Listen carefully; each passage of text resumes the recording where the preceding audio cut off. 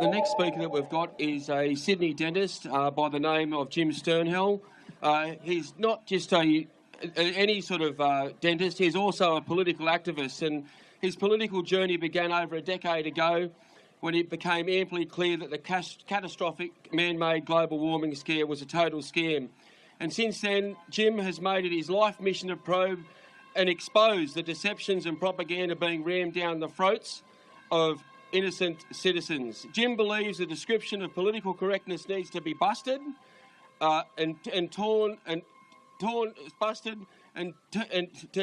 busted to turn back the pendulum in the pursuit of truth. Please welcome Jim Sternhell. Mate, this is you better. Who believes in freedom of speech? Hands up. Who believes in freedom of speech? To the rabble behind us, do you believe in freedom of speech? Hands up. Do you believe in freedom of speech? No, they don't. They don't believe in freedom of speech unless it's their freedom of speech that you're talking about. Of course, freedom of speech itself is freedom itself. If you don't have the right to speak the truth, everything that's going to be talked about is all going to be based on a pack of lies. And of course, freedom of speech has been compromised in the case at the moment. Someone puts their head up to say no, they want to have a point out there. No, it gets hit on the head. We see Dr. Pansy Lai, the call for her to be deregistered. The ability to earn an income is a person's most valuable asset.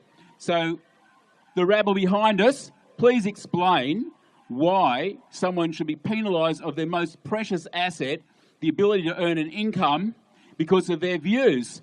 I mean, I'd expect this from the old Nazis. As it is, their tactics behind, they behave like brown shirts, don't they? The old Nazi brown shirts, it's exactly the same. Isolated incidents of thuggery, shouting down free speech, not acceptable. And of course, the example of Prime Minister Abbott having his lip bloodied. Well, that has totally unheard of, isn't it? And that girl being thrown out of a job because she dared to utter her voice, and that's discrimination. Had it been the other way around, what would have happened? The left would have been screaming their heads out. So to me, the main argument for no is that freedom of speech has been crushed. We simply haven't been given the information that we deserve. So the rabble behind us, why can't we have the other argument? There's always two sides to an argument, and to have one side crushed is very totalitarian, isn't it? Once again, totally and utterly unacceptable. At least they've quietened down for a second. I think they've been busted that they don't actually believe in freedom of speech, except for themselves. For all of us here, essential, we've got to keep maintaining the rage, because we are the beacons of liberty here. We're the only ones who can really stand up for freedom of speech. We do live in the era of apathy, unfortunately, so we've got to try and get our fellow freedom fighters fighting for freedom. And once again, the big thing is, it's okay to say no. So on to our next speaker. Thank you. Our next speaker is a lady from Canberra, Kat Clayton. And Kat Clayton has been an anti-safe schools activist who sees the danger of same-sex education of children and their sexual health and education. Kat has come under constant threat for her work from militant safe school supporters and gay rights activists, but she refuses to be silenced.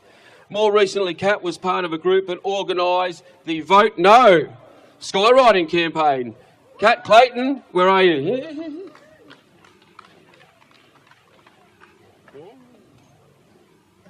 Thanks very much. Good afternoon, everyone. I am Kat Clayton, and yes, I'm part of the Vote No skywriting campaign on GoFundMe. Just so you know, despite the harassment of the left of various pilots who actually do that sort of work, we do have something, so keep your eyes in the skies. It will be happening any day in the next few, I hope, if everything goes to plan. Now, my other thing that I'm actually here for, and I forgot my speech, I'm sorry, but I'm pretty sure other people have covered everything fairly well. You can see everything I have to say online. I am all over the place, as the left have discovered. Even as I left home today, I had a message in my messenger telling me that I needed to go kill myself. Wonderful. Yes, isn't it great? Because if I don't, I could end up dead in a bin. Isn't that fantastic? In the last week, I would have had 20 or 30 of those. Then there's the schoolyard bullying type ones. And then there's the rest of it. So my little group would just like to put a message out to everyone. Please speak to your neighbours, speak to your friends. If you're not willing to stand out like you guys are, thank you so much for being here. Then at least do it in private, in the office, have a barbecue in the backyard. Have a chat, encourage people to say no. It is really hard.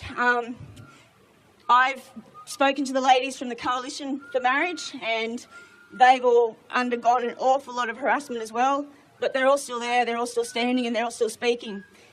At the end of the day, our discrimination laws haven't been properly tested. Same-sex marriage is really a legal tsunami in that, and we really need to stand up and speak now, or we're not going to have the opportunity. Thanks. Thank you very much. Thank you. That was great. Thank you. Thanks very much, Kat.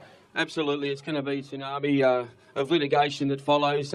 People who appreciate the freedom of speech that we have today, and we don't have much freedom of speech. We don't have constitutional freedom of speech. They're going to be under attack. They're going to be before the Human Rights Tribunal, the federal court, and their pants are going to be pulled down, and they're going to be pulverised, and that's not a very nice scenario.